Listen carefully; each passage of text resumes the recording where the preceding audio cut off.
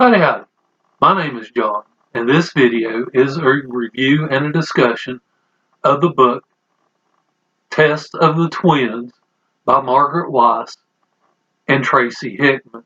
This is the third and final book of the Dragonlance Legends trilogy. The first part will be spoiler free, and then I'll get into spoilers at the end of the video. I'm first going to start with what I did not like about this novel.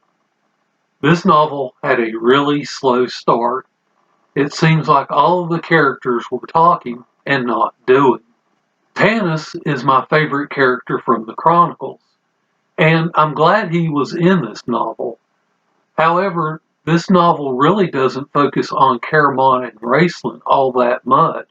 Really, this whole trilogy is about their relationship. They're hardly in this novel. Another thing I did not like about this novel in particular, and really the entire trilogy, is that I wish they would have focused a little more on Christania as a character. They do a good job when she has the main focus, but those moments aren't nearly enough. While I wish this novel would have had a little bit more action to it, the writers actually do a good job with the characters they have. They do a good job getting inside of their heads and kind of exploring the themes of the novel. I did really enjoy all of the scenes with Tasselhoff in this novel. Tasselhoff really, he acts as the comic relief of the trilogy. It's touching how much he was there for Caramon when Caramon needed him the most. At the end of the day, this was my least favorite of the three books in the trilogy.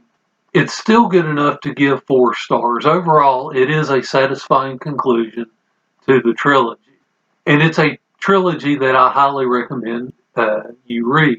If you've not read Chronicles first, you do want to read the Dragonlance Chronicles trilogy first, and then come into this series. Now I want to talk about spoilers a little bit. My least favorite chapter in this book is the scene where the Flying Citadel flies past the High Claris Tower. Now, what happens here is actually pretty clever. The problem is that the entire chapter I was anticipating some action finally happening. And when it didn't, I was really disappointed. Fortunately, there are 3 scenes in this book that I really enjoyed and what really elevated my enjoyment of the novel. The first one I want to talk about is the death scene of Elistan.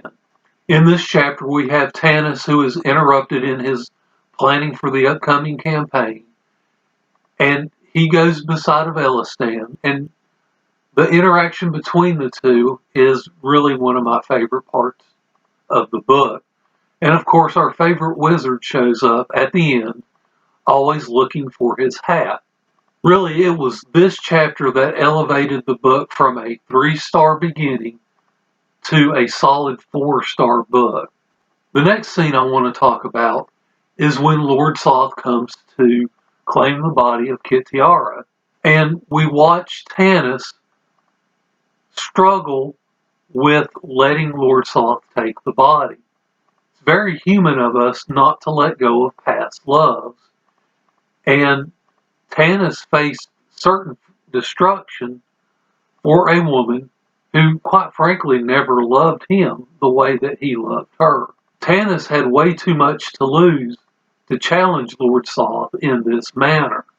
The last scene I want to talk about is when we see Tanis watch Tasselhoff turn the Flying Citadel upside down and shake it like a salt shaker to get rid of the Draconians that were still in the Citadel. My friend and I are still laughing about this scene. Thank you for watching this video, and I hope you enjoy the rest of your day.